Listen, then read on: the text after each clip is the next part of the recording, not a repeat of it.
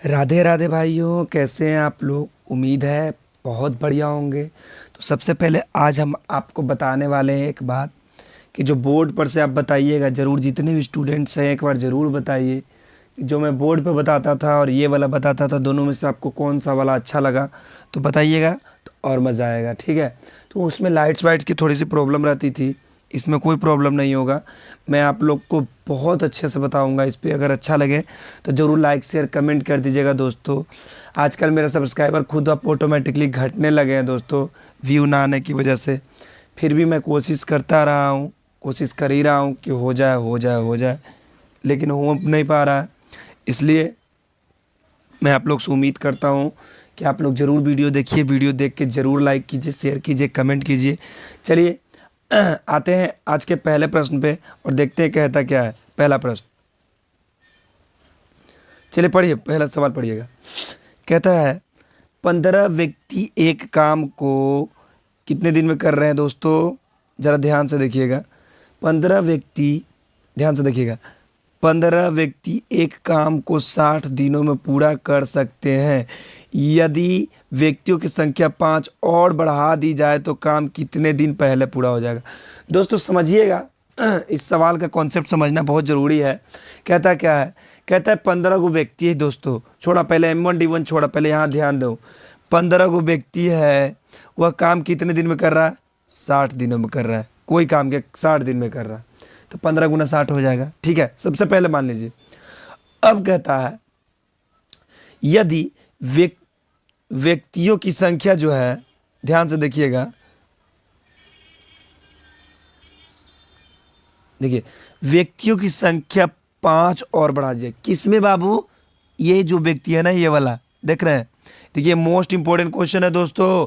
ये जो RRB NTPC जो है ना 2017 में पूछा था, ये ध्यान से देखिएगा जरा सा, बहुत ही जबरदस्त क्वेश्चन है। चलिए अब ध्यान से देखिए, 15 व्यक्ति है, वो काम को कितना दिन में कर रहा है, 60 दिन में। उसका औसतन काम कितना है, 60 दिन। तो 15 गुना 60 हो जाएगा, है ना।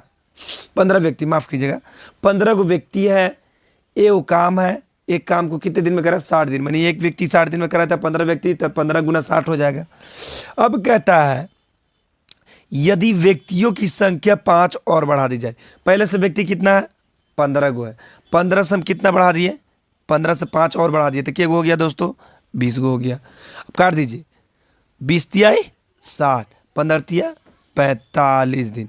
यानी कि पूछ क्या रहा है क्वेश्चन, जरा सा पढ़िएगा दोस्तों, कि कितने दिन पहले पूरा हो जाएगा कौन सा काम। तो काम कितने दिन पहले पूरा हो जाएगा, यानी कि काम कितने दिन में हो रहा है, 60 दिन में। 5 व्यक्ति और बढ़ गया तो कितने दिन में काम हो जा रहा है, 45 दिन में काम हो जा रहा है।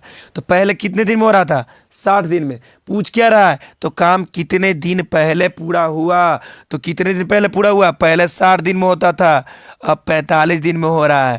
तो कितने दिन पहले हुआ दोस्तों, 15 दिन। इसको घटाने पर कितना आ जाएगा, 15 दिन आंसर आ जाएगा। कोई दिक्कत दोस्तों, जी नहीं। अब चलिए ये वाला मेथड तो आप समझ गए होंगे, तो अब चलते हैं जरा सा आप लोग का ये फार्मूला पर बताते हैं आपको कैसे बनता है दोस्तों। ऐसे ही बनेगा, बिल्कुल ध्यान से देखिएगा, ठीक है। कोई दिक्कत नहीं होना चाहिए, ठीक है। कोई दिक्कत दोस्तों नहीं।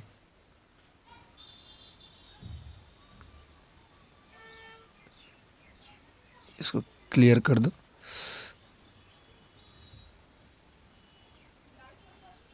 चलिए आइए बढ़ते हैं। देखिए पहले कहता था 15 व्यक्ति एक काम को 60 दिन में कहते थे। आप लोग ये वाला फार्मूला तो आप जानते हैं, M1D1 बटा W1 है, तो काम इसमें है ही नहीं। W1 बराबर M2D2 बड़ा W2।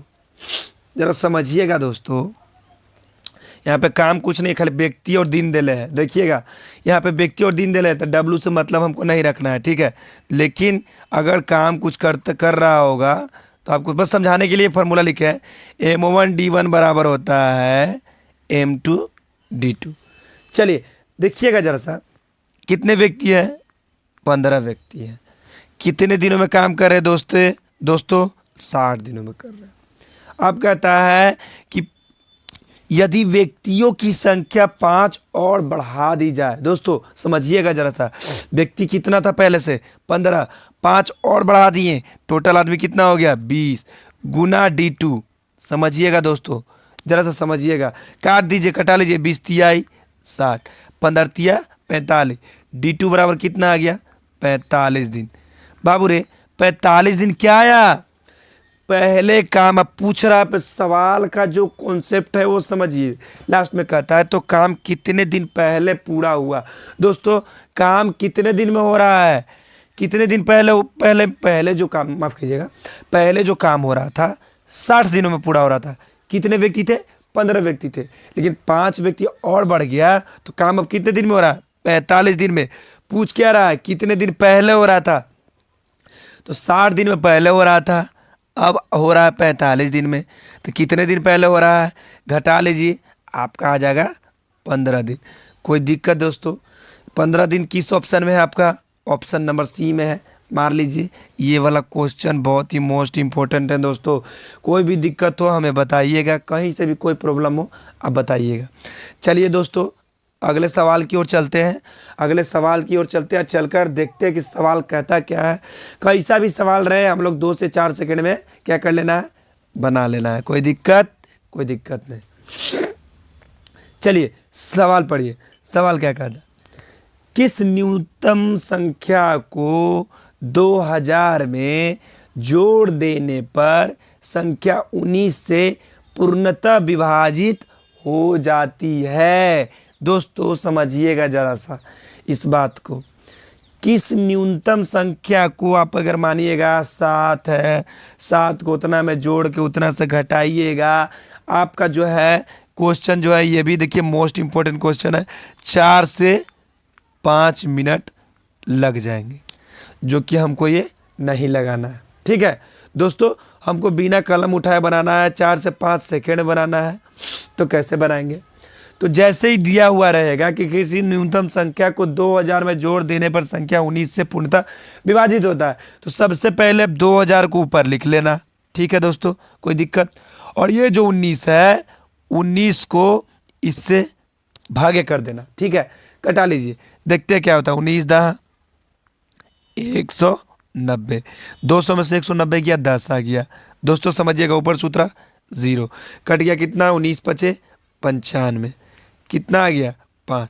ये जो शेष आया 5, कितना आया, शेष जो 5 आया, ये जो शेष 5 आया, ये जो होता है क्या कहता है, पूर्णतः कितना, किस न्यूनतम संख्या को जोड़ने पर, तो 5 में कितना जोड़ेंगे कि 19 हो जाएगा। दोस्तों ध्यान से सोचिए जरा, 5 में देखो जो शेष आया, 5 में हम कितना जोड़े कि क्या आ जाए 19 आ जाए। तो 5 में हम जोड़ेंगे 14, या 19 में से 5 आप घटा लीजिएगा तो आपको आ जाएगा 14। 14 किस ऑप्शन में है, बी ऑप्शन में, आपको ऑप्शन नंबर बी क्या हो जाएगा, बिल्कुल सही हो जाएगा। दोस्तों समझिएगा, फिर से ऑर्डर कर दिए, कुछ नहीं किए, इसको जरा सा एक बार और समझ लीजिए। बस क्या किए हैं, ये जो न्यूनतम संख्या जो आप 7 एक्स वाई जेड जो भी होता है 7 14 ऑप्शन से भी मारिएगा, कोई दिक्कत नहीं है, लेकिन उसमें थोड़ा सा टाइम लग जाएगा, इसमें टाइम नहीं लगाना है। अगर इसमें न्यूनतम संख्या इसमें जोड़ने के लिए कहा तो जो घटाने के लिए कहेगा तो ये शेष वाई इससे क्या हो जाएगा, घट जाता है। लेकिन यहाँ पर क्या कहा है, कुछ नहीं करना है, आपका जो शेष आएगा दोस्तों, जो शेष आएगा वो शेष जो आया, जो शेष कितना आया, शेष 5 आया। ये जो 5 में हम कितना जोड़े कि आपका 19 आ जाए, तो 5 में हम 14 जोड़ेंगे तो आ जाएगा 19, या 19 में से 5 घटाएंगे तो आ जाएगा 14। तो 5 में हम कितना जोड़ेंगे कि आ जाएगा जो संख्या से पूर्णतः विभाजित हो जाएगा। यानी कि 2014 रहता आपका, तो आपको 19 से क्या हो जाता, पूर्णतः विभाजित हो जाता। क्या हो जाता, पूर्णतः विभाजित हो जाता। तो कितना जोड़ा जाए, 14 जोड़ा जाए तो आपका क्या हो जाता है, 19 से पूर्णतः विभाजित हो जाएगा। उम्मीद है दोस्तों आपको समझ में आ गया होगा, कहीं से कोई तकलीफ हो तो बताइएगा। ठीक है, चलिए आगे बढ़ते हैं सवाल में। सवाल क्या कहता है,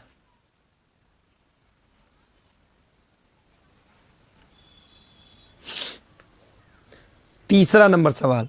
दोस्तों समझिएगा तीसरा नंबर सवाल क्या कहता है, बहुत ही इंपॉर्टेंट क्वेश्चन है। कहता है एक वस्तु को 4% तथा 8% के लाभ में बेचने पर मिले विक्रय मूल्यों में 3 रुपए का अंतर है। देखिएगा दोस्तों, ये वाला जो क्वेश्चन है ना, बहुत ही मोस्ट इंपॉर्टेंट क्वेश्चन है। क्या है, देखिए ये आरआरबी एनटीपीसी में पूछा गया, 2016 और 17 दोनों में पूछा गया है। ये जो है आपका मोस्ट इम्पोर्टेंट क्वेश्चन है दोस्तों। कोई भी दिक्कत हो बताइएगा हमें, ठीक है, कोई भी दिक्कत हो बताइएगा। तो सबसे पहले चलते हैं, क्या कहता है सवाल को, कॉन्सेप्ट समझिएगा। कहता है एक वस्तु को 4% तथा 8% के लाभ में बेचने पर, मतलब कि आप लोग को मैं पहले भी पिछले भी चैप्टर में बता चुका हूँ कि किसी वस्तु को अगर लाभ में बेचते हैं तो उसको लाभ में कितना भी परसेंटेज हो या कितना भी हो, उसको 100 में ऐड कर लिया जाता है, ठीक है। तो किसी वस्तु को पहले कितना है, वस्तु को 4%, 4% का मतलब क्या होता है, 104/100। कोची में पूछ रहा है, रेशियो में पूछ रहा है, समझिएगा, जरा सा समझिएगा। और कह रहा है कि 8% के लाभ, 8% का मतलब 100 + 8 बराबर हो जाता है 108/100। अब आपको लग रहा होगा कि मिले विक्रय मूल्य जो 3 रुपए का अंतर जो दिया हुआ है, ये आपको सिर्फ माइंड को डाइवर्ट करने के लिए दिया हुआ है, इसका कोई मतलब नहीं बनता। क्या, कोई मतलब नहीं बनता है। तो विक्रय मूल्य का अनुपात पूछ रहा है, इसका भी बताएंगे, इसका भी मतलब बताएंगे। देखिए कैसे बताएंगे, समझिएगा। चलिए कटा लीजिए, 100 से 100 तो खत्म हो गया, 27 चौके 108, आई के 26 चौके 104, कितना आ गया रेशियो में, 26/27। अब ये 3 रुपए का जो वैल्यू जब पूछता, कि जैसे मैं क्या पूछता, क्वेश्चन में पूछता सिर्फ विक्रय मूल्य का अनुपात पूछ रहा है, विक्रय मूल्य जो बेचा गया उसका, ठीक है। इसमें पूछता अगर कि 4% वाला या 8% वाला को बताइए, तो आप क्या करते, 26 और 27 का अंतर हो जाता है 1, तो 1 रेशियो बराबर क्या हो जाता, 1 रेशियो बराबर 3, तो 26 रेशियो बराबर 78 और 27 रेशियो बराबर कितना हो जाता, 81। कोई दिक्कत, ऐसे बन जाता। लेकिन आपका क्या पूछ रहा है, सिर्फ और सिर्फ दोनों विक्रय मूल्य का अनुपात पूछ रहा था। दोनों विक्रय मूल्य का अनुपात क्या हो जाएगा, 26/27, जो कि ऑप्शन नंबर आपका सी में दिया हुआ है। कहीं भी कोई तकलीफ तो बताइए, कोई भी दिक्कत हो तो कहीं से कोई तकलीफ तो बताइए दोस्तों, कहिए कोई दिक्कत है दोस्तों। चलिए आगे बढ़ते हैं। सवाल में आगे बढ़ने से पहले बता देते हैं आपको कि अगर वीडियो आपको अच्छा लगता है तो लाइक कीजिए, शेयर कीजिए, कमेंट कीजिए, सब्सक्राइब जरूर कर दीजिएगा, ठीक है। आगे बढ़ते हैं। आगे बढ़ने से पहले बता देंगे कि अगर अच्छा लगता है आपको तो आप क्या करना है, इसको लाइक ज़रूर करना है दोस्तों, और जुड़िए, चूकना नहीं है, चूकिएगा तो फिर दिक्कत हो जाएगा दोस्तों। चलिए आगे बढ़ते हैं। कहता है पिता की वर्तमान उम्र पुत्र से 3 गुनी है।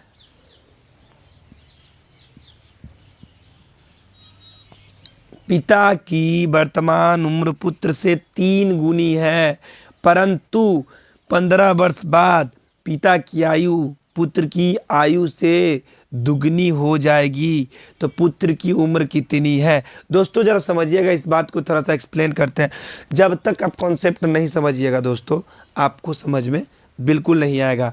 कैसे नहीं आएगा तो हम समझाते हैं, देखते हैं कैसे नहीं आएगा। पढ़िएगा सवाल। देखिए ये भी पूछा हुआ क्वेश्चन था, आसाम राइफल में ये क्वेश्चन पूछा गया है। क्या हुआ है, पूछा गया है दोस्तों। आगे बढ़ते हैं। कहता है पिता की वर्तमान उम्र पुत्र से 3 गुनी है, 15 वर्ष के बाद पिता की उम्र पिता की आयु पुत्र की आयु से दुगनी हो जाएगी, तो पुत्र, समझिएगा दोस्तों, सवाल को जरा सा समझिएगा, कॉन्सेप्ट समझ जाइएगा तो आपका बन जाएगा। कैसे बनेगा हम बताते हैं। देखिए, माफ कीजिएगा। कहता है कि पिता का जो उम्र है, आप मानिएगा x y, ऐसे फलान ठिकान करके आप 4 से 5 मिनट या 5 से 10 मिनट टाइम ले लीजिएगा, जो कि हमको नहीं लेना है इतना टाइम दोस्तों, हमको सिर्फ 4 से 5 सेकेंड लेना है। तब जाके आप 25 क्वेश्चन को अच्छे से सोल्व कीजिएगा। देखिएगा दोस्तों हम कैसे बनाते हैं, ज़रा ध्यान से देखिएगा क्या कहता है सवाल।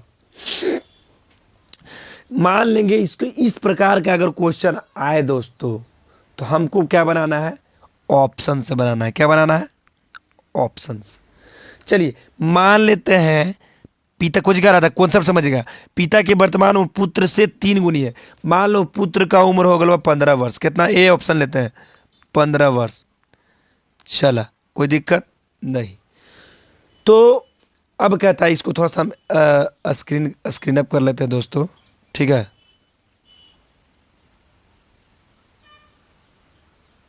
ठीक है, कोई दिक्कत। चलिए कहता है मान लेंगे पुत्र का उम्र 15 वर्ष है। तो क्वेश्चन के पढ़िएगा जरा सा। पिता की वर्तमान उम्र जो है पुत्र का क्या है, 3 गुना है। समझिएगा, देखिए ना, कभी चलता ही नहीं है, कभी चल ही रहा है। पिता की उम्र, वर्तमान उम्र कितना है, पुत्र से 3 गुनी है। तो पुत्र का हम 15 वर्ष ले लिए हैं, तो कितना हो जाएगा,